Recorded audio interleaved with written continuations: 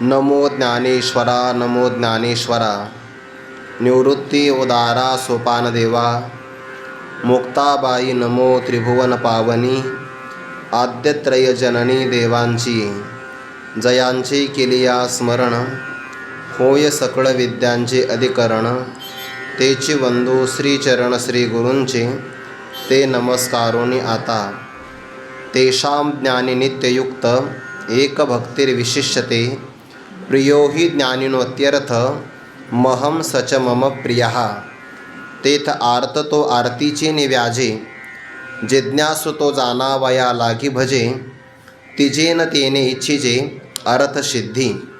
कैवल्य साम्राज्य चक्रवर्ती विश्वमौली ज्ञानोबाराय सकल ब्रह्मनिष्ठ गुरुजनांच्या परमकृपेने श्री भगवती ज्ञानेश्वरीच्या 7व्या अध्यायाचा क्रमशः आपण विचार करत असताना जे कोणी काया वाचा मनाने सर्व भावाने माझी शरणागती करतात ते मायेतून तरुण जातात, अशी भगवंतांनी आपली प्रतिज्ञा कथन केल्यानंतर सर्व जगतातल्या मानवमात्राने भगवंताची शरणागती करावी आणि मायेचं उल्लंघन करून स्वस्वरूपाला प्राप्त व्हावं असा सहज येणारा मनात विचार आहे किंवा सामान्य भूमिका आहे. पण तो लोक दृष्टिकोनातून जर पाहिलं तर सर्व प्राणी मात्र किंवा सगळे मानव मात्र भगवंताची मात्र शरणागती करत नाही आणि शरणागतीच्या अभावी ते मायेतून तरुण जात नाही. मायेच्या ताब्यामध्ये सापडल्यामुळे पुन्हा पुन्हा जन्म आणि मरणाला प्राप्त होतात. मग एवढी जर हानी होत असेल तर भगवत शरणागती करायला काही अडचण आहे? तर भगवान त्याचं कारण सांगतात. त्याची 5 कारणं पुढे दिलेली आहे. नमाम दुष्कृतिनो मूढा प्रपद्यन्ते नराधमाः मायया परुत ज्ञाना असुरम भावमाश्रिताः. जे पाप कर्म करण्यामध्ये रत झालेले आहेत, ज्यांच्या ठिकाणी सार असार किंवा योग्य अयोग्य याचा विवेक नाही, मानवी देहामध्ये आल्यानंतर अधम वृत्तीचे जे राहतात किंवा ज्यांचं जगताच्या आकर्षणामुळे मायेच्या प्रभावामुळे ज्ञान अपहृत केलेलं आहे किंवा दंभादी असणाऱ्या आसुरी संपत्तीचा ज्यांनी आपल्या जीवनामध्ये आश्रय केलेला आहे, असे 5 प्रकारचे माम न प्रपद्यन्ते, ते माझी शरणागती करत नाही. किंवा हे जर 4 विशेषण आपण घेतले, ते अधम पुरुषाचं काय लक्षण आहे तर ते हे लक्षण आहे, जो पाप कर्म करतो, अविवेकी असतो, आसुरी संपत्तीचा अंगीकार करणारा आणि ज्याचं ज्ञान मायेनं अपहृत केलेलं आहे, असा नरदेहामध्ये आलेला सुद्धा पण कर्माने पशुपेक्षाही कठीण असणारा जो नराधम पुरुष आहे, पापी, तो मात्र माझी शरणागती करत नाही. म्हणून त्याला पाप कर्म करणारा दुष्कृती असं म्हटलं जातं. पण सुकृतीनः जनाः, अशी सुद्धा या जगतामध्ये काही मानव आहेत आणि त्यांचे भक्त या प्रकारामध्ये जरी एक प्रकार होत असेल तरी पण त्यांच्या अंतकरणाच्या भूमिकेवरून त्यांचे 4 प्रकार संभवतात. चतुर्विधा भजन्ते माम जना सुकृतिनोर्जुनम आर्तो जिज्ञासुरर्थार्थी ज्ञानी च भरतर्षभ. चतुर्विधाः जनाः सुकृतिनाः, पुण्यकर्म करणारे 4 प्रकारचे जन हे अर्जुना, ते मात्र माझी शरणागती करतात. माम भजन्ते, ते माझी सेवा करतात काया वाचा मनाने. कोण 4 आहे ते? पहिला आहे आर्त. आर्त भक्त त्याला म्हणतात ज्याच्या जीवनामध्ये संकट फार येतात आणि त्या संकटाचं निवारण करण्यासाठी जो भगवंताची सेवा करतो. उद्देश काय आहे? भगवत प्राप्ती हा सध्याला त्याचा उद्देश नाही, संकट निवारण व्हावं याकरता त्याचा उद्देश आहे. उद्देश जरी त्याचा चांगला असेल, म्हणजे अल्प असेल, पण शरणागती म्हणून ज्याची निवड केली आहे तो परमात्मा श्रेष्ठ आहे ना. म्हणून माम आर्तः भजन्ते, तो माझी भक्ती करतो आहे. जिज्ञासू पदाचा अर्थ होतो भगवत तत्वाला जाणण्याची ज्याची इच्छा आहे. त्यानंतर अर्थार्थी, ज्याच्या अंतकरणामध्ये धन कामना आहे किंवा विषयाची कामना आहे. अर्थ शब्दाचीच मुळामध्ये 2 अर्थ होतात. पहिला अर्थ होतो अर्थ म्हणजे धन आणि दुसरा अर्थ होतो अर्थ म्हणजे विषय. मग विषय प्राप्ती असेल किंवा अर्थप्राप्ती असेल, याच्याकरता तो कोणाच्याही पाया पडत नाही, भगवंताची भक्ती करतो आणि त्याचा असा उद्देश असतो की भगवंताची सेवा केल्यानंतर मी श्रीमंत होईल किंवा माझ्या जीवनामध्ये मला अनेक विषयाची समृद्धी प्राप्त होईल, याकरताही तो भक्ती करतो. सकाम भक्त 3 आहे. जिज्ञासू भक्त त्यापैकी बरा आहे थोडासा, कारण त्याला तत्व जाणण्याची इच्छा आहे. इहलोकातला किंवा परलोकातला भोग भोगावा अशी त्याची अपेक्षा नाही, परंतु तरीसुद्धा जाणण्याची इच्छा असल्यामुळे त्याच्या मनामध्ये भाव आहे ना जिज्ञासेचा, म्हणून तोही सकाम भक्त आहे. आणि चौथा भक्त आहे ज्याला भगवत तत्वाचा आत्मत्वाने साक्षात्कार झाला, त्याला तत्ववेत्ता असं म्हणतात. जाणण्याचं सुद्धा आता त्याला काही शिल्लक नाही. असे 4 प्रकारचे भक्त माझी भक्ती करतात. यात पुन्हा एक शंका आहे. जर ज्ञानी भक्ताला परमात्मा साक्षात्कार झालेला आहे, या पलीकडे आता काही कर्तव्य नाही, ज्ञातव्य नाही, भोक्तव्य नाही, तरीसुद्धा भगवान का म्हणतात माम भजन्ते, ते माझी भक्ती करतात. याचा अर्थ असा आहे की भगवत तत्व साक्षात्कार झाल्यानंतरसुद्धा प्रारब्ध क्षयापर्यंत भक्तीचे संस्कार असल्यामुळे भक्ती घडू शकते. अर्थात ज्ञानी पुरुष भक्ती करू शकतो असा अर्थ आहे. आणि खरा जो ज्ञानी असतो तो खरा भक्तच असतो, किंवा जो खरा भक्त असतो तो कधी ना कधीतरी ज्ञानी नक्की होतच असतो. पण ज्ञानोबाऱ्यासारखे भक्त आहे, संत आहेत. ऐके ज्ञान चक्रवर्ती असं भगवंतांनी ज्ञानोबाऱ्यांकरता म्हणावं. आणि ते ज्ञानोबारा काय म्हणतात, माझे जीवीची आवडी पंढरपुरा नेन गुडी, पांडुरंगी मन रंगले, गोविंदाचे गुण वेदिले. आता ज्ञानोबाऱ्यांची ही भूमिका पाहिल्यानंतर ज्ञानोबारा आर्त, जिज्ञासू, अर्थार्थी असे भक्त आहेत का? नाही. ज्ञानी भक्त आहे, ज्ञानदेव वैष्णव मोठा. आणि ज्ञानी असून सुद्धा भक्ती होऊ शकते. त्याचं कारण संस्कार आहे, भगवंताचे गुणानुवाद आहे, किंवा भगवंताचं रूप सौंदर्य हे सगळं आकर्षित करत असल्यामुळे ज्ञानी महात्मासुद्धा भक्तामध्ये समाविष्ट केला जातो असं भगवंताने सांगितलं. मग या 4 भक्तापैकी सर्वश्रेष्ठ भक्त कोणता आहे, तर भगवान तो विचार 17व्या क्रमांकाच्या श्लोकात सांगतात. तेषां ज्ञानी नित्ययुक्तः एक भक्तिः विशिष्यते प्रियः हि ज्ञानिनः अत्यर्थम अहम सच मम प्रियः. पदच्छेदायः तेषां म्हणजे त्या 4 प्रकारच्या भक्तांपैकी ज्ञानी नित्ययुक्तः, ज्ञानी जो भक्त आहे ना तो आर्त, जिज्ञासू, अर्थार्थी यांच्यापेक्षा श्रेष्ठ कसा आहे, नित्ययुक्तः, सर्वदा तो माझ्या स्वरूपामध्ये स्थित आहे. आर्त भक्ताचं संकट हरण झालं ना की तो भगवंताला पहिल्यासारखी भक्ती नाही करणार, तो विसरू शकतो.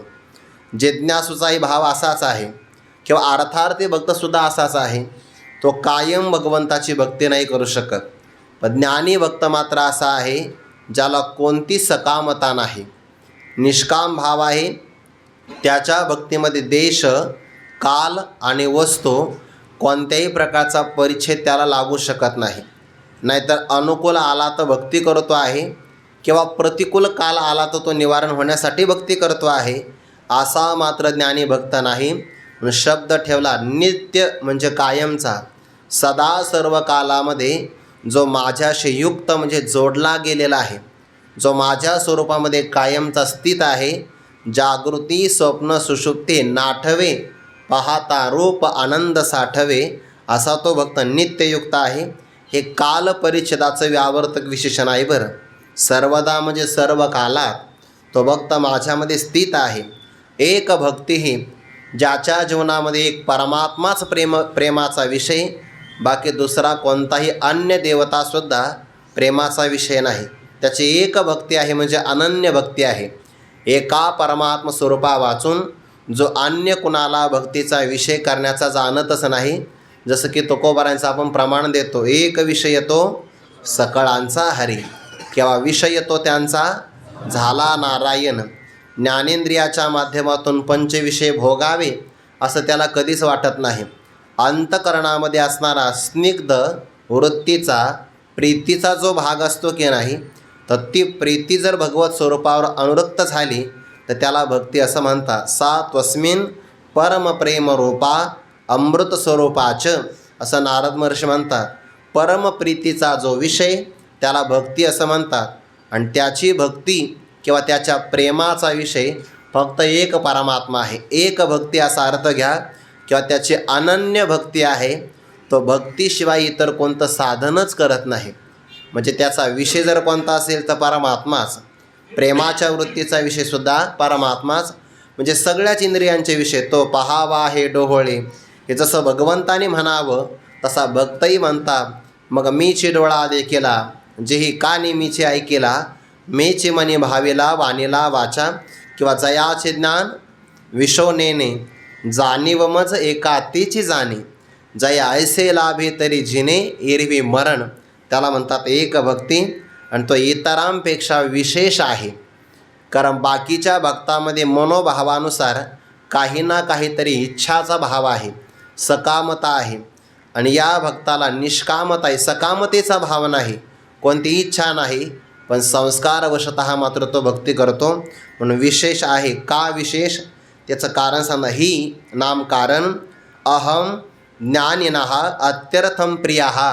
अहम म्हणजे मी, ज्ञानी भक्ताला मी इतका प्रिय आहे. अत्यर्थम शब्द वापरला बरं. अति म्हणजे अत्यधिक प्रमाणामध्ये. ज्या प्रियाच्या पलीकडे अत्यंत काही आता प्रिय नाही त्याला म्हणतात अत्यर्थम प्रियः. ज्ञानी पुरुषाला मी सर्वात जास्त प्रिय आहे. का बरं? त्याचं कारण तो ज्ञानी महात्मा मज परमात्म्याला स्वतःचा आत्मा मानतो. आणि नियम असा आहे की आत्माच हा परमप्रीतीचा विषय असतो. सर्व जे काही आपल्याला आवडतं, आत्मनस्वकामाय सर्वं प्रियं भवति. आपलं इतर पदार्थावर, व्यक्तीवर असणारं जे प्रेम असतं की नाही, ते सगळं प्रेम आपलं आपल्यासाठी असतं. आणि आपल्यावर केलं जाणारं प्रेम इतरांसाठी नसतं, ते आपल्यासाठीच असतं. म्हणजे इतरावर केलेलं प्रेम आपल्यासाठीच आहे, आणि आपल्यावर केलं जाणारं प्रेमसुद्धा आपल्यावरच आहे. किंबहुना इतरावर आपण जे प्रेम करतो ना, ते आपल्यासाठीच करत असतो. आत्मनस्वकामाय सर्वं प्रियं भवति. दुसरं नाही. इयमात्मा परानंदः परप्रेमास्पदं यतः.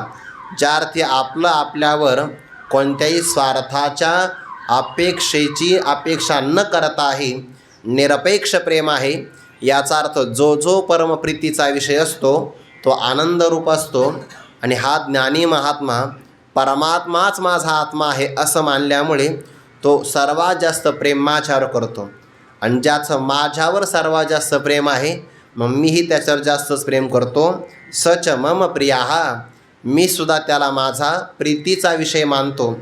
म्हणजे त्याने जर परमात्म्याला आपला आत्मा मानला तर परमात्मासुद्धा तसंच म्हणतात की तोही माझाच आत्मा आहे. आणि म्हणून हे परस्परावर प्रेम आहे.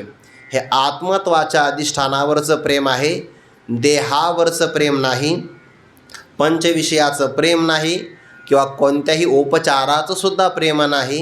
हे स्वरूप प्रेम आहे. आणि स्वरूप प्रेम जर विचार केला तर सर्वात जास्त प्रेम आपलं आपल्यावरच असतं. ते तर प्रियाची परमसीमा, तो भेटे माऊली आत्मा, तये खेवी आटेडिंडिमा संसारी कहे. मनुष्याचं धनावर जास्त प्रेम आहे, सर्वाचं नसतं, पण लोभी पुरुषाचं धनावर जास्त प्रेम असतं. पण धनापेक्षा जास्त प्रेम आपल्या मुलावर असतं. मुलगा जर आजारी पडला तर माणसं म्हणतात पैसा काळजी नका करू, पाण्याप्रमाणे पैसा देतो, फक्त मुलगा वाचला पाहिजे. हे धनापेक्षा प्रेम मुलावर आहे. मुलगा जर प्रतिकूल निघाला तर लोक मुलाला सुद्धा काही देत नाही, स्वतःच्या शरीरावर प्रेम करतात. डॉक्टरांना सांगतात फक्त माझं शरीराचं नुकसान होता कामा नये, पैसा किती लागू द्या, म्हणजे मुलगा त्याला नाही द्यायचा काही, मला वाचवा. शरीरावर प्रेम आहे. शरीरापेक्षा जास्त प्रेम इंद्रियावर आहे. डॉक्टर जर म्हटले व तुम्हाला आहे ना तुमचा हात काढावा लागतो तरच तुम्ही वाचाल, असं म्हटल्यानंतर तो हात काढून घ्या म्हणतो. म्हणजे इंद्रिय आहे, पण इंद्रियापेक्षा पुढे प्रेम प्राणावर आहे. शरीरापेक्षा जास्त प्रेम इंद्रियावर. जर एखादा व्यक्ती दगड फेकून मारू लागला तर माणसं डोळ्याला हात लावतात. का? हाताला जखम झाली तरी चालते, डोळ्याला होऊ नये. म्हणजे शरीरापेक्षा प्रेम इंद्रियावर आहे. इंद्रियावर प्रेम आहे, पण त्यापेक्षा जास्त प्रेम प्राणावर आहे. आणि प्राणापेक्षा प्राणादात्मा प्रिय पराः. प्राणापेक्षा सुद्धा जास्त प्रेम आपलं आपल्यावर असतं. जुन्या काळामध्ये स्वर्गाला जाण्यासाठी यज्ञ केला जायचा, आणि त्याला म्हटलं तुला हे शरीर अग्नीमध्ये समर्पित करावं लागेल. तो प्राण द्यायला तयार होतो, फक्त म्हणतो मी स्वर्गात गेलो पाहिजे. याचा असतं प्राणापेक्षाही प्रेम मनुष्याचा आपल्या आपल्यावर आहे. आता आपल्या पलीकडे दुसरं कोणी नाही. म्हणून परमप्रीतीचा विषय आत्मा आहे. ज्ञानी पुरुष काय म्हणतो? परमात्माच माझा आत्मा आहे. म्हणून त्याला मी अत्यधिक प्रिय आहे आणि तोही मला सर्वात जास्त प्रिय, असा श्लोकाचा भाव सांगितला. प्रियो ही आणि निरुपचारा प्रेमा विषय होय जे प्रियोत्तमा, ते दुजे नव्हे की आत्मा ऐसीचे जाणावे, ज्याच्यावर आपलं निरुपचार प्रेम आहे. आणि निरुपचार प्रेमाचा विषय जे असतं ना, तो आत्माच असतो, दुसरा कोणीही नसतो. म्हणजे उपचार नाही, विषय नाही, आश्रय किंवा आलंबन नाही, पण तरीसुद्धा प्रेम आहे. तर याला म्हणतात निरुपचार प्रेम, आत्मस्वरूपावर आहे. आपलं कधी कधी पैशावर प्रेम असतं का, अडचणीच्या काळात काम येईल म्हणून प्रेम आहे. पैशावर प्रेम उपचाराचं आहे आणि आपलं आपल्यावर नाही, म्हणजे आपणही आपल्या अडचणीत काम येऊ असं कधी घडतं का? नाही. निरुपचार प्रेमाचा विषय केवळ आत्मा आहे, आपणच आहे. व्यवहारात म्हणतात हे मी तुझ्यावर प्रेम आहे माझं, हे भ्रांत कल्पना आहे सगळी.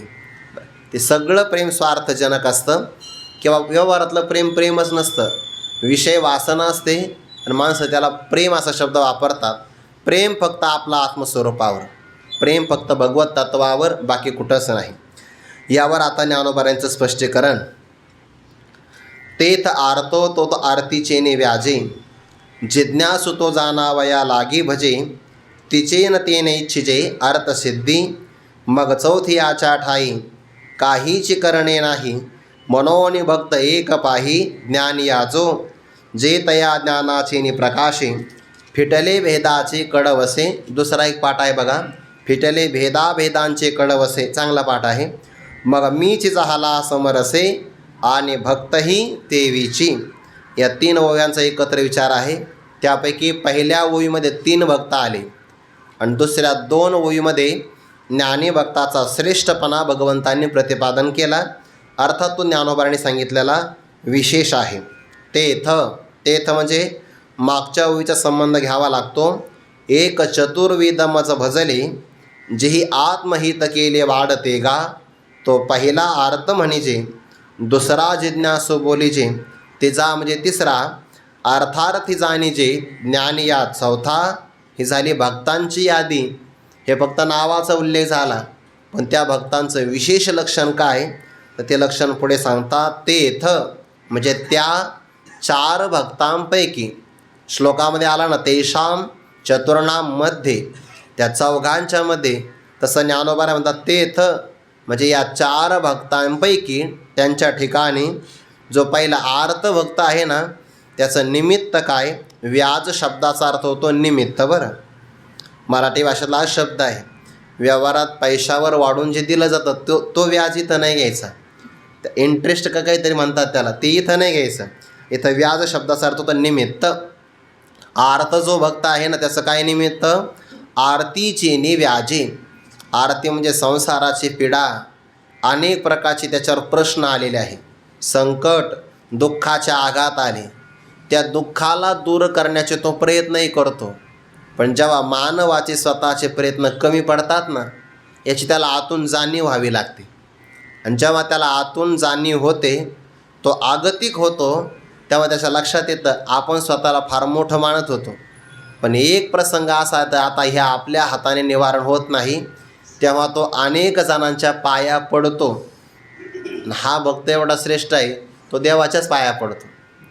दुःख कोणाच्या जीवनामध्ये येत नाही, सर्वांच्या जीवनामध्ये येतं. फक्त एवढंच आहे की जे दुःख माझ्या जीवनात आहे ते तुमच्या नाही, तुमच्या जीवनात आहे ते कदाचित माझ्याकडं नसेल, पण दुःखच नाही असा मनुष्य शोधून सापडणार नाही.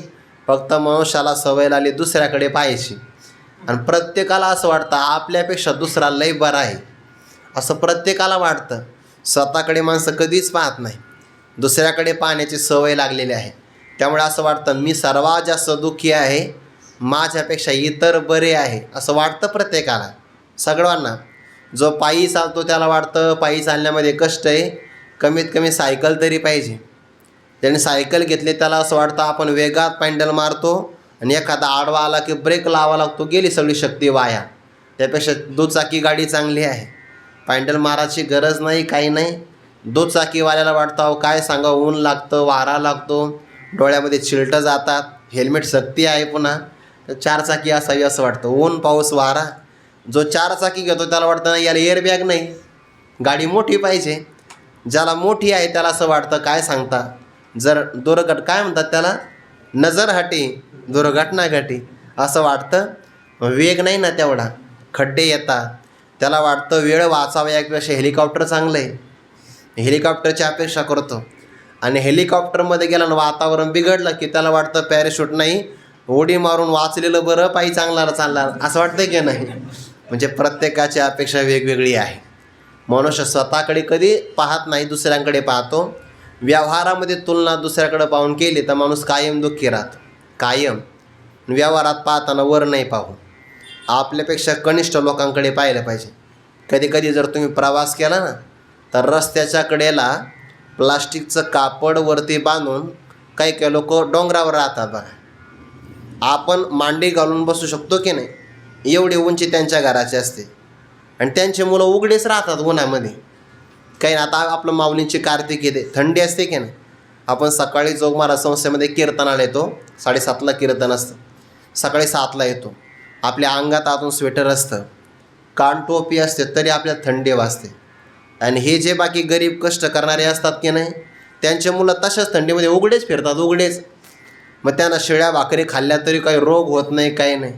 आणि एरवी आई म्हणते बाळा बाहेर जाऊ नको, हां हो बाहेर नको जाऊ, तुला जीवाणू अटॅक करतील तुझ्यावर, हो बॅक्टेरिया आहे, स्पर्श होईल तुला, म्हणते का नाही असं. त्यांना काहीच होत नाही.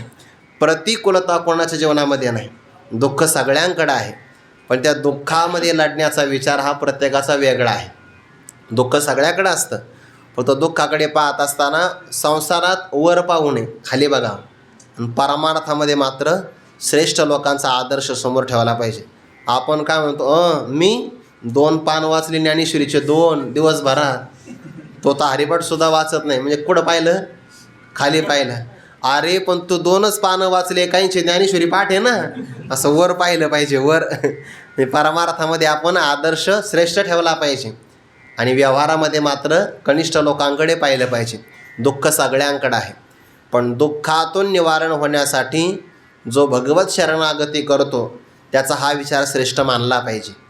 कारण जोपर्यंत विचारसागरामध्ये व्याख्या आली बघा, सगळ्या दुःखाला कारण शरीर, म्हणजे दुःखाचं कारण अधिष्ठान शरीर, शरीराचं कारण पुन्हा पाप पुण्य म्हणजे धर्माधर्म, धर्माधर्माला कारण राग द्वेष, त्याला कारण अनुकूल प्रतिकूल ज्ञान, अनुकूल प्रतिकूल ज्ञानाला कारण भेद ज्ञान, आणि भेद ज्ञानाला कारण आत्मस्वरूपाचं अज्ञान. म्हणजे जे सगळ्याचं कारण कोण आहे, आत्मस्वरूपाचं अज्ञान आहे.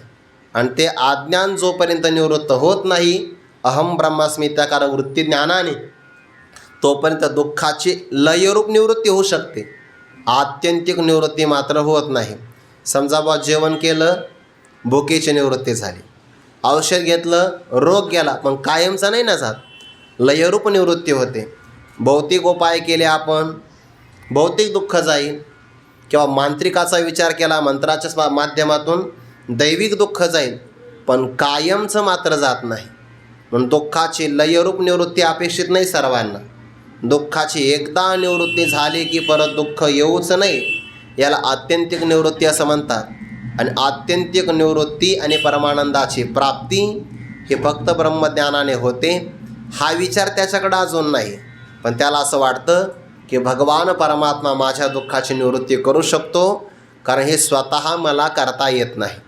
जिथं मानवाचे प्रयत्न कमी पडतात तेव्हा तो कोणाचा ना कोणाचा तरी कायम आश्रय घेतच असतो. बाकीच्यांचा आश्रय घेण्यापेक्षा एका भगवंताची शरणागती करावी. बाकीचे असणारे कोणाची शरणागती करतात, शेंदरी हेंदरी दैवते, कोण ती पूजी भूते खेते, आपुल्या पोटाची रडते, मागती शिते अवदान. हे बाकीचे देव आहे ना, तर यांच्यामध्ये ना भांडणं लागतात. ते म्हणतात हा माझा कार्यकर्ता आहे, दुसरा म्हणतो नाही नाही 6 महिन्यापूर्वी हे माझ्या शाळेत होता. म्हणजे असे त्यांचे भांडणं सुरू होतात. विलेपणी बुजविते तोंड, करविते आप आपण या दंड. तुकोबाराय म्हणतात, ऐसी आस भांड म्हणे देव तो, तैसा नवे नारायण. जगव्यापक जनार्दन तुका म्हणे त्याचे करा चिंतन, वंदू चरण येते सकळ. म्हणून आर्त जो भक्त आहे, ज्याच्या जीवनामध्ये अनेक प्रकारचे दुःख आले आणि त्या दुःखातून आपली सुटका व्हावी याकरता आरतीचे निव्याचे, निमित्त कोणतं का असाना, पण त्या निमित्ताने तो आला की नाही, निमित्त कोणतं का असाना. आता माऊलींच्या सोहळ्यामध्ये लोक येतात, निमित्त कोणतं का असाना. काहींचं निमित्त भजन असतं तर काहींचं भोजन असतं, किंवा काहींनी वारीमध्ये येण्याकरता अगोदर घरातून प्रतिज्ञा केली असते की मी प्रत्येक वाटप केंद्राला भेट देईल, हा माझा जन्मसिद्ध हक्क आहे. निमित्त कोणतं का असाना, निमित्तानेच येतात की नाही ते. पण निमित्ताने जरी आले तरी पण माऊली माऊली असं नाव कानावर पडतं की नाही. किंवा कोणत्या का निमित्ताने ना भजन तर ज्ञानोबांच्या पालखीतल्या सोहळ्याचा आनंद कानावर पडतो की नाही. आणि सुरुवातीला येणारे बरेच भक्त सकामच असतात. कधी कधी ते रावठ्यामध्ये निवांत बसले की नाही तर ते म्हणतात मी माऊलींना नवस केला होता, जर माझं काम झालं तर मी तुमच्या 5 वाऱ्या करील, आता माझी 5वी वारी आहे. त्यांना विचारलं आता तुम्ही पुढे येणार नाही का. नाही नाही, आता कसं, आता चटक लागली, आता वारी सोडायची नाही, आता वारी चुकायची नाही म्हणतात की नाही ते. आता वारी सोडायची नाही. मग कोणत्या का निमित्ताने येईना. सुरुवातीला कोणतंही निमित्त सकामच असतं, पण सकामतेतून व्यक्ती नंतर नंतर निष्काम होऊन जातो. आता आळंदीला सगळे साधक येतात, सगळे निष्काम असतात काय. नाही, गावाकडे त्यांनी ते वजनदार कार्यक्रम पाहिलेला असतो. सप्त्यातला थाट, महाराज लोकांचा आदर सत्कार, ते म्हणतात त्यांचे ते 4 चाकी गाडीतून होणारी ग्रँड एंट्री असं म्हणतात की नाही, ते सगळं पाहिलं त्याला वाटतं आपणही जावं, मग आळंदीला यावं, मोठं कीर्तनकार व्हावं. मग मी तर तसंच आलो होतो, आपल्याला कीर्तनकारच व्हायचं आहे. इथे आल्यानंतर भावना बदलते. आपण गुरुवारी मारुती बाबांचं, शास्त्री बाबांचं, डॉक्टर बाबांचं, राऊत बाबांसारख्या महात्म्यांचं, बोधे बाबांसारखं हे जीवन पाहिलं की मग बदल होतो. पहिला भक्त कसा असतो आपल्यासारखा, आर्त तो आरतीचे नाही व्याजे, काहीतरी सकामताच असते की नाही. भले आपल्यावर संकट नाही पण इच्छा मात्र सकाम असते. म्हणजे इथं आल्यानंतर इथल्या वलयामध्ये संगतीत राहिला की विचारात बदल होतो. हा भक्त तरी श्रेष्ठ आहे, कारण तो लौकिक उपाय करत नाही किंवा इतर देवांची शरणागती तो करत नाही. त्याने निवडलं कोणाला, देवाला निवडलं आहे. भगवान श्रीकृष्ण परमात्म्याची शरणागती करतो. भले त्याचा उद्देश कमी असेल, कारण अजून त्याचं ज्ञान परिपक्व नाही, सकामता अंतकरणात असल्यामुळे दृष्टी त्याची चांगली एवढी फार झाली नाही, पण निवड मात्र चांगली आहे. आणि मग असा भक्त आपल्याकडं आला तर त्याचा उद्धार क्रमाक्रमाने कसा करावा हे देवाला माहिती आहे. ते तर आर्त तो आरतीचे नि व्याजे. कोण भक्त याच्यामध्ये 4-5 प्रकारचे भक्त आहे. विचार जर केला तर पहिले भक्त आहे द्रौपदी माता, आर्त तो आरतीचे नि व्याजे. दुसऱ्या प्रकारामध्ये गोपाल येतात, गोपाल. आणखीन त्याच्यामध्ये गजेंद्राचा क्रमांक लागतो. बरेच भक्त त्यामध्ये येतात. हे द्रौपदी मातेचं उदाहरण आपल्या सर्वांना प्रसिद्ध आहे. स्त्री चरित्र आहे. विटंबना होण्याचा प्रसंग आला, भगवंताचं आवाहन केलं, परमात्मा प्रगट झाले, आर्त तो आरतीचे निव्याचे लज्जा रक्षण केलं. किंवा दुर्वासाची दुर्योधनाने 4 महिने सेवा केली, चातुर्मासामध्ये लय सेवा केली. सामान्य महापुरुषांची म्हणजे जे रागवत नाही ना त्यांची सेवा खूप सोपी असते, पण जे अतिशय कडक स्वभावाचे आहे त्यांची सेवा फार कठीण. पण दुर्योधनाला मानावं लागेल बरं का या बाबतीमध्ये. त्याने दुर्वासाला लय चांगल्या प्रकारचं हाताळलं, चांगल्या प्रकारे. नाही तर दुर्वासा नावातच ज्यांचं वास्तव्य आपल्यापासून दूर असावं असं सगळ्यांना वाटतं, म्हणून दुर्वासा.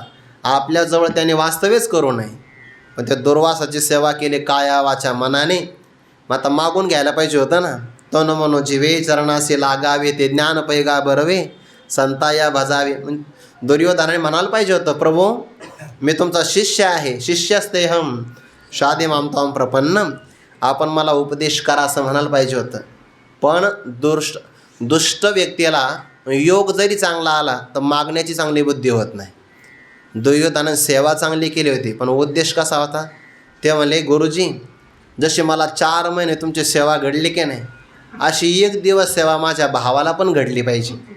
कोणाला, युधिष्ठिराला. आणि ते कुठं आहे म्हणे, वनात. तुम्ही त्यांच्याकडे आपल्या शिष्यांसहित जा आणि त्यांच्याकडे भोजन मागा, पण ते भोजन सूर्यास्तानंतर मागा. आणि त्यांना माहिती होतं की सूर्याने एक थाळी यांना प्रदान केली आहे. द्रौपदी मातेचं भोजन जोपर्यंत होत नाही तोपर्यंत तिच्यामध्ये कितीतरी लोकांचं, लाखो लोकांचं भोजन तयार असायचं. आणि एकदा द्रौपदीनं त्या थाळीमध्ये जेवण केलं की मग आता भोजन बंद, काहीच मिळत नसायचं. पण तुम्ही जाताना सूर्यास्तानंतर जा आणि सगळ्या शिष्यासहित भोजन मागा. आता 4 महिने सेवा केली होती, दुर्योधनाचं अन्न खाल्लं होतं, त्यामुळे नकार देता येत नाही. म्हणून लय कोणाची तिकडं जेवायला नाही गेलं पाहिजे, त्यांचं नंतर ऐकावं लागतं बरं. आपण जर 2दा 3दा जेवायला गेलो, पहिल्या दिवसाच कीर्तन करावंच लागतं, मग त्याला पर्याय नाही. मग ते ऐकावं लागतं ना, जेवण केलेलं असतं, आपण नकार देता येत नाही. पण काय करावं, इच्छा नव्हती पण जावं लागलं. गेले तर सूर्यास्त होऊन गेला. भोजन मागितलं, बस सामान्य भोजन नाही ना, दुर्वासाचा जेवढा आहार तेवढा शिष्यांचा अधिकार. आपण असारी की करीती तात्काळ.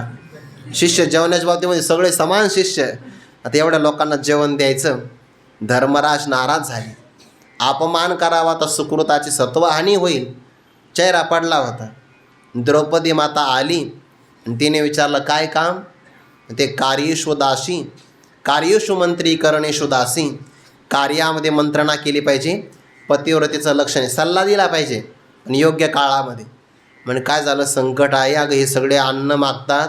दिवस आले असते ना तर यांना दिवसाही जेव घातला असतं, रात्रीचं बांधून दिलं असतं. पण हे नेमके रात्री आले, आता करावं काय?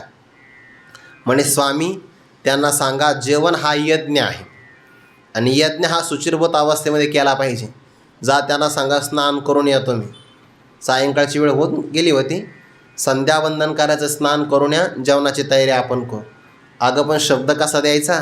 तुम्ही त्याची काळजी करू नका, त्याची काळजी माझ्यावर. त्यांना स्नानाला पाठवलं आणि द्रौपदी मातेनं भगवंताची आराधना केली. ते तर आर्त तो आरतीचे निव्याचे. म्हणजे सगळे भक्त आज्ञानी म्हणण्याचं कारण नाही बरं, फक्त प्रसंग तेवढा घ्यायचा आपल्याला की द्रौपदी मातेनं संकट पडल्यानंतर इतरांची विनवणी केली नाही, आर्तता आहे की नाही. मग या आरतीच्या निमित्ताने संकटाचं निवारण व्हावं यासाठी भगवंताची आळवणूक केली. भगवान परमात्मा जेवायला बसले होते. जेवताना उठू नये हा धर्मशास्त्राचा नियम आहे, पण तो भक्तिशास्त्राला लागू पडत नाही. दास्य करे दासाचे, होणे नसाहे तयाचे, वाढिले ठाईचे भाने टाकून या धावे. भगवान परमात्मा अहो तया पांडवाचिने नावे, जो कृष्ण राणीही प्रतिपाळो धावे. तो परमात्मा निघाला आणि वेगात प्रगट झाला. जेवण वाढलेलं होतं, पाणी फिरवलेलं होतं आणि घास घेणार तेवढ्या द्रौपदी मातेची वनातली आर्त हाक कानावर पडली. कोठे न दिसे पाहता उडी घाली अवचिता. परमात्मा क्षणार्धात प्रगट झाले आणि द्रौपदीला सांगितलं, बाकी काही सांगू नको, पहिलं जेवायला वाढ, कारण मी जेवण सोडून आलेलो इथं, काम नंतर. द्रौपदी माता म्हणले, प्रभू तूही आमची संकटाची परीक्षा घेतो का? म्हणे दुर्वासाचं संकट आलं म्हणून तुम्हाला बोलवलं आणि इथे आल्यानंतर तुम्ही सुद्धा आमची परीक्षा घेता, जेवायला वाढा. प्रभू द्यायचं काय? आम्हीच वनवासामध्ये राहतो, आमच्याकडं काही नाही. दिला असं सूर्य प्रदत्त थालीमधून, तर त्या थाळीलासुद्धा आता काहीच राहिलं नाही. धुवून ठेवले घासून पुसून. नाही म्हणे काहीतरी असं. भगवंताने पाहिलं तर त्या ताटाच्या पाठीमागे एक पान भाजीचं चिटकलेलं होतं. मागे भाजी पान द्रौपदीचे. ते भाजीचं पान एकच चिकटलेलं आणि ते भगवंताने काढलं आणि भक्षण केलं, संकल्प केला, एवढ्यातून सगळं विश्व तृप्त व्हावं. आता परमात्म्याच्या उदरामध्ये अनंत ब्रह्मांड आहे. अनंत ब्रह्मांडे उदरी हरे हा बाळक नंदाधे.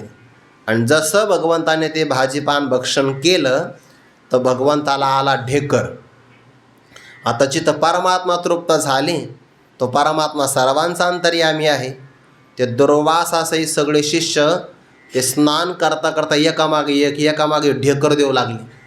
त्यांना आतून भावना झाली की बा आता एकही घास आपल्या पोटात जाणार नाही. ते गुरुजीला म्हणे, गुरुजी जायचं का त्या आश्रमामध्ये? त्यांना सांगू आपण की बा आता आम्हाला काही इच्छा नाही, आमचं काही आता जेवण नाही, बघू. ते म्हणले जायचं?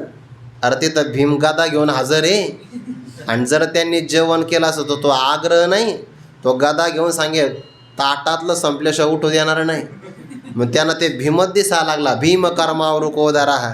ते म्हणले त्या आश्रमात जायचं नाही. मग आता सगळे मोबाईल बंद करा आणि इथून निघा, नाही तर उगाच जर एखाद्याचा लागलाच फोन तर अवघड व्हायचं आपलं. संकट आलं होतं की नाही. आर्त तो आरतीचे निव्याजे. संकटग्रस्त असल्यानंतर संकटातून निवारण व्हावं म्हणून ही प्रार्थना आहे. महाभारताचं युद्ध सुरू झालं. एका झाडावर एका चिमणीचं घरटं होतं. तिने विचार केला, मी उडून जाऊ शकते पण माझी पिलं उडून जाऊ शकत नाही. प्रभूची आराधना केली. आर्त तो आरतीचे निव्याज आहे आणि त्या झाडाला एका हत्तीने धक्का दिला, तिचं घरटं पडलं, तिने ते किलकिलाट सुरू केला. काय करावं? दुसरा हत्ती पाठीमागून आला आणि भगवंतांनी ती प्रार्थना ऐकली होती. बरोबर त्या हत्तीच्या गळ्यातला घंटा तुटला, खोप्यावर पडला. युद्ध संपेपर्यंत तो बाजूलाच झाला नाही, कोणी त्याला बाजूलाही केलं नाही. चिमणीने प्रार्थना केली की नाही? आर्त तो आरतीचे निव्याचे.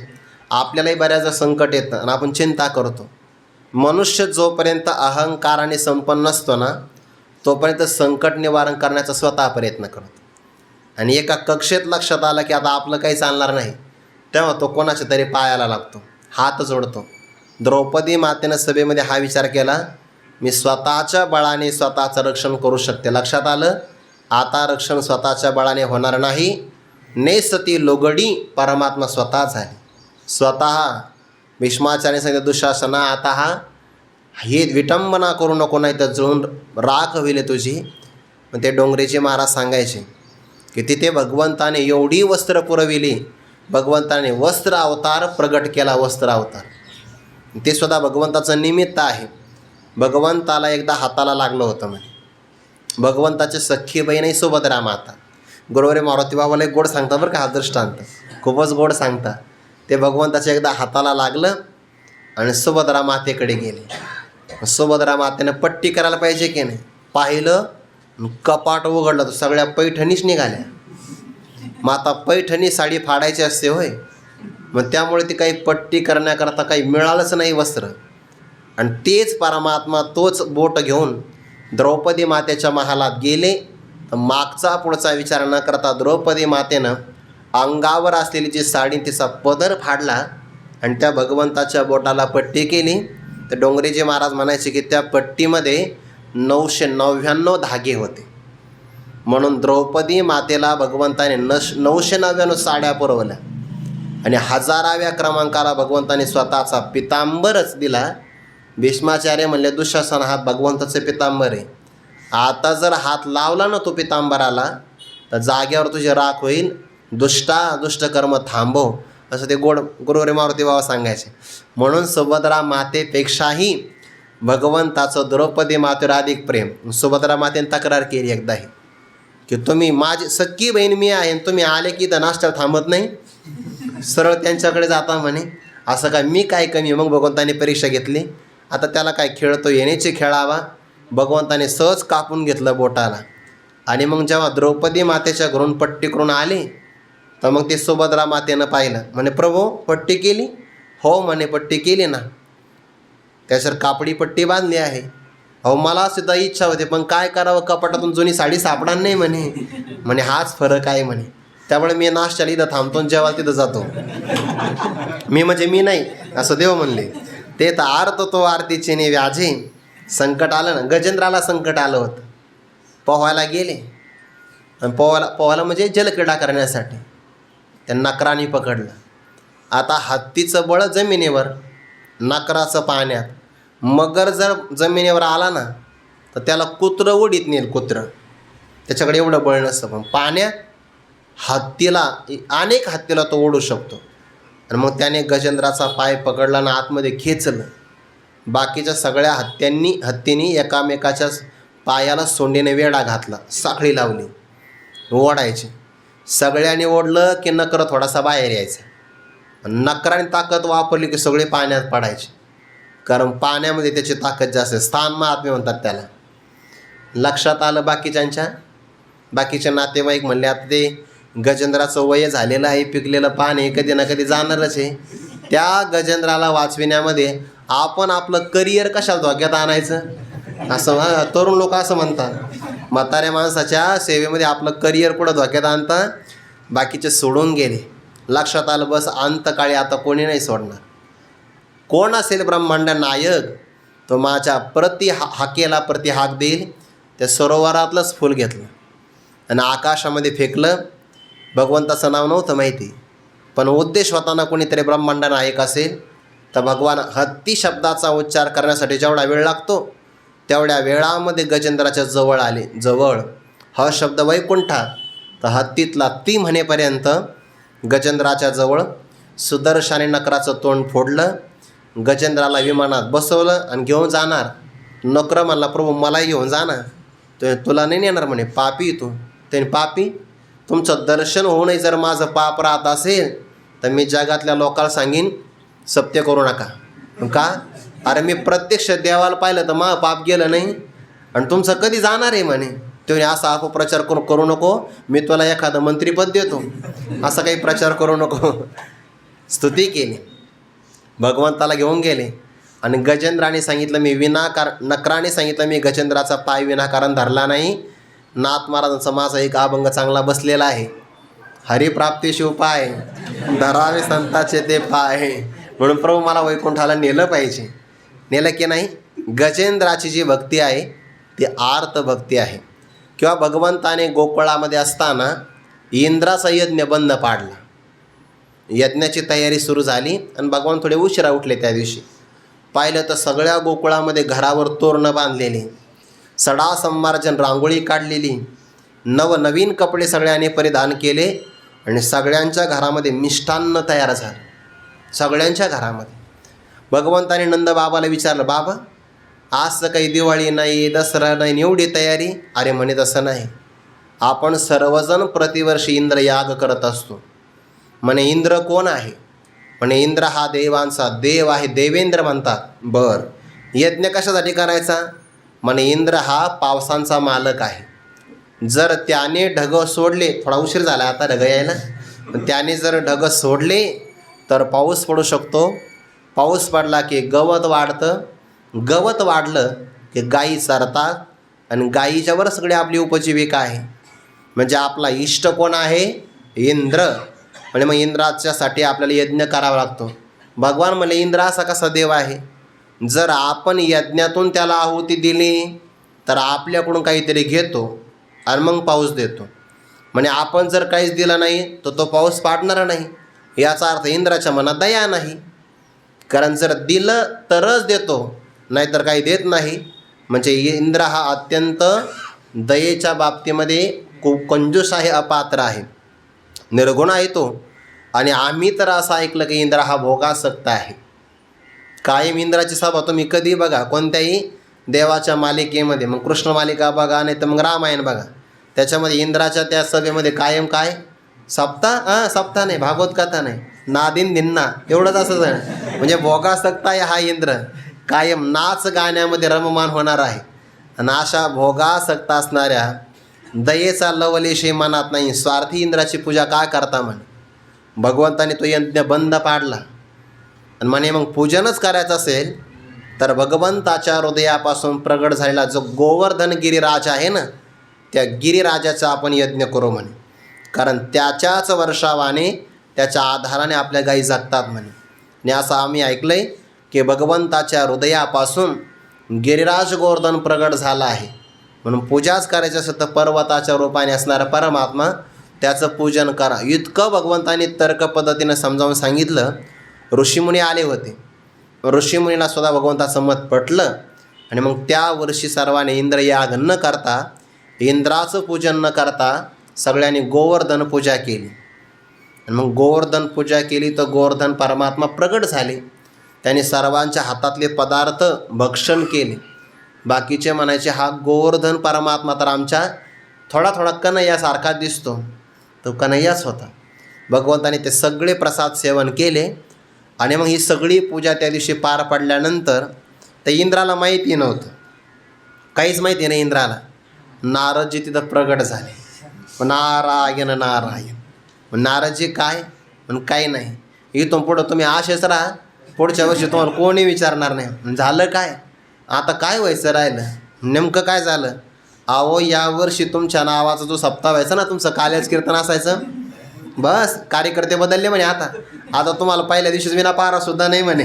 पण झालं काय नेमकं? म्हणे इंद्र यज्ञ बंद पडलेला आहे. कोणी केलं म्हणे? गोकुळवासियांनी केलं. माझा यज्ञ बंद, मी देवाचा देव आहे. उन्मत्त झाले लोकांना दाखवतो मी कोण आहे. सांवर्तक नावाच्या मेघाला आज्ञा दिली की जो प्रलय काळामध्ये येत असतो. आणि इंद्राने सांगितलं एवढा वर्षाव करायचा, एवढा वर्षाव की गोकुळ असं नावसुद्धा शिल्लक राहिलं नाही पाहिजे. गाव तर नाहीच नाही, पण या पृथ्वी तलावर गोकुळ नावाचं नावसुद्धा शिल्लक राहता कामा नये. इतकं गाव वाहून गेलं पाहिजे. प्रलय काळातला सगळ्या पाण्याचा वर्ष एकाच ठिकाणी करायचा. आता ते सोसाट्याचा वारा सुटला, विजा कडकडू लागल्या. जुने जे लोक होते ना, ते यज्ञात काहीच बोलले नव्हते, कारण सगळं मत भगवंताकडे चाललं होतं तेव्हा. त्याच्यामुळे त्याला असं वाटलं आपण जर काही खोडा घालावा तर बाकीचे लोक आपल्या विरोधात उभा राहील. पण जेव्हा पाऊस आला तेव्हा जे जे म्हातारे तिथं गप्प बसले होते ते नंदबाबाकडं आले आणि सांगितलं, नंदबाबा, आम्ही म्हणत होतो या बाळकाचं ऐकू नका म्हणे, पण तुमचा मुलगा आणि तुमच्या मुलाचं तुम्ही ऐकलं. आता या सगळ्या विपत्तीला कारण तुम्ही, तुमचा मुलगा आहे. आता कोण वाचवणार? सगळे भगवंताकडे आले. भगवान म्हणले, ज्या गिरिराज गोवर्धनाची आपण पूजा केली तोच आपल्याला वाचवणार आहे. सगळ्याला घेऊन परमात्मा निघाले, प्रार्थना केली आणि भगवंताने हात लावल्याबरोबर गिरिराज गोवर्धन पर्वत आकाशामध्ये वरती गेला आणि त्याच्या खाली सगळे गोकुळवासी, सगळ्यांचे असणारे गायी, वासरं, पशु, पक्षी, चिमण्यासुद्धा त्या पर्वताच्या खाली आले. सगळं गोकुळ रक्षण झालं आणि 7 दिवसापर्यंत इंद्राने असा वर्षाव केला की प्रलय काळातला सांवर्तक मेघाचा वर्षा. 7 दिवसानंतर मेघ तिथं गेला आणि इंद्राला सांगितलं, इंद्रा, सगळं संपलं. वा, अभिनंदन म्हणे, सगळं गोकुळ संपलं म्हणे. गोकुळ नाही, पाणी संपलं माझ्याकडचं. सगळं पाणी संपलं म्हणे. आता मग एवढं जर पाणी संपलं असेल 7 दिवसात, तर गोकुळ राहिलं नसेल. इंद्र बघायला आला तर या भगवंताच्या मुखाकडे पाहत असताना किती दिवस झाले कोणाला आठवलंच नाही. देश काळा ते विसरले. सगळ्यांना भगवंताच्या मुखारविंदातून जो आनंद मिळायचा त्या आनंदावर त्यांची वृत्ती 7 दिवसापर्यंत राहिली. शरीर भावनासती इंद्रियविषयी विसरते, जैसोहम भाव प्रतिती प्रगट होय.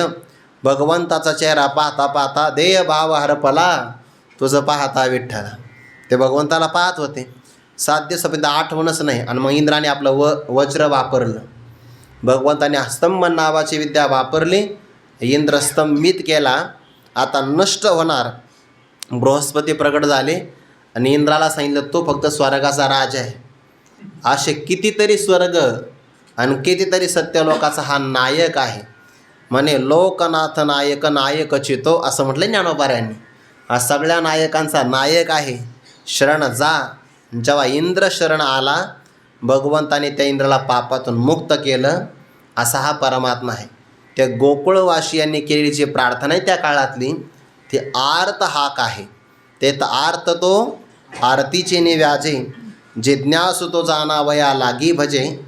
कोणतंही संकट आलं तर जो खरा भक्त आहे ना, तो फक्त देवाची हीच भावनेतून भक्ती करतो. हे झाले प्राचीन उदाहरणं. आपल्या वर्तमान काळातली जर उदाहरणं पाहिजे असेल तर राका महाराज झाले ना आपल्या संत परंपरेमध्ये. राका कुंभार मूळ हे गुजरात प्रांतातले, पण पंढरी क्षेत्रामध्ये आले तर मडकी तयार करायची, विक्री करायची. कालांतराने असं झालं, एकदा खूप मोठे मातीचे मडके तयार केले, कच्चे मडके, आणि ते असे रचून ठेवले. एकदाच सगळे भाजून काढू म्हणे. त्या मडक्यामध्ये एका मांजरीनं आपली पिल्लं जन्माला घातली आणि मग ते घाईघाईत लक्षात राहिलं नाही. मांजर दिवसा निघून गेली. सायंकाळी आली, तोपर्यंत सगळ्या मडके आव्यामध्ये रचून अग्नी लावलेला होता आणि ते गिरट्या घालू लागले ना सभोवती. लक्षात आलं हिची पिलं कोणत्या तरी डेऱ्यात अडकली आणि तो डेरासुद्धा आपण नजर चुकीनं ध्यानी म्हणे नसताना अग्नीमध्ये टाकण्यात आला. आता संकटच आलं की नाही. आणि मग राका महाराजांनी देवाला प्रार्थना केली, प्रभू, लाक्षागृहातून तुम्ही पांडवांचं रक्षण केलं की नाही, तसं या पिलांचं रक्षण करा. त्यांच्या धर्मपत्नीने सांगितलं, काहीतरी नवस करा. नवस शब्द ऐकल्यानंतर राका महाराज म्हटले, राका बोले प्रत्युत्तर, अग्नीत पिले वाचतील जर, मी सर्वथा न करी संसार शारंगधर पावलिया. जर परमात्मा आम्हाला प्रसन्न झाला आणि अग्नीतून जर पिलं वाचली तर मी इथून पुढं संसारच करणार नाही, प्रपंच टाकून दे. 3 दिवसापर्यंत अग्नी धगधगत होता. लोखंडाप्रमाणे लालबुंद अशी मडकी तापली आणि 3 दिवस यांनी पण अन्न पाणी प्राशन केलं नाही. चेहरा सुकून गेला. अग्नी शांत झाला आणि एक एक डेरा बाजूला काढला. सगळे अग्नी लोखंडाप्रमाणे लालबुंद झालेले मडके होते. 3 दिवसापर्यंत तापले होते ना ते. एरवीसुद्धा जर आपण एखादं पातेलं ठेवलं ना चुलीवर आणि जर त्याचं जर बुड एकदम पतलं असेल ना तर ते लाल बुंद होतं बघा, एकदम लाल बुंद. आता हे डेरे होते मातीचे. डेऱ्याला तापायला वेळ लागतो, शांत व्हायला वेळ लागतो. तुम्ही डेऱ्यामध्ये एखादं वरण वगैरे शिजवून बघा, जर तो डेरा खाली उतरला ना तरी पण त्याची उकळी बंद नाही होत, ते उकळतच राहतं भाजी. इतके त्याच्यामध्ये प्रचंड उष्णता असते. सगळे डेरे बाजूला काढले तर एक डेरा हिरव्याच निघाला, म्हणजे कच्चाच निघाला. आणि ती पिलं बाहेर आली, इतका आनंद झाला मांजरीला. तिचा आनंद पाहिला यांनाही आनंद झाला. पण प्रतिज्ञा केली होती, सर्वथा न करी संसार. सगळे आपल्या घरातले पदार्थ वस्तू वाटून दिल्या. रस्त्यावर पडलेली कपडे जीर्णशीर्ण झालेली परिधान करायची आणि वनामध्ये जाऊन वाळलेली लाकडं आणायची, ते पण झाडावून पडलेली. आणि जवळजवळ 2 लाकडं सारखी असतात तर ती नाही उचलायची, कारण का ते कोणीतरी लावून ठेवली असेल ना. म्हणजे तर कोणीच मालकी नाही असे वाळलेली लाकडं आणायची, तोडायची नाही. झाडावून पडलेली गोळा करायची आणि विक्री करायची. आर्त तो आरतीचे निव्याजे. हे सगळे ज्ञानीच भक्त आहे. पण त्यांच्या जीवनामध्ये ते संकट आले की त्या संकटाच्या प्रसंगाला त्यांनी त्या निमित्ताने देवाची भक्ती केली. ते तर आर्त तो आरतीचे निव्याजे. जिज्ञासू भक्त कसा असतो, तो जाणावया लागी भजे, तिजेन तेन इच्छिजे अर्थसिद्धी. काही विचार आपण उद्या पाहू. पुंडलिक वरदा हरी विठ्ठल श्री ज्ञानदेव तुकाराम माऊली ज्ञानेश्वर महाराज की जय. जगद्गुरु तुकाराम महाराज की जय. सद्गुरु जोग महाराज की जय.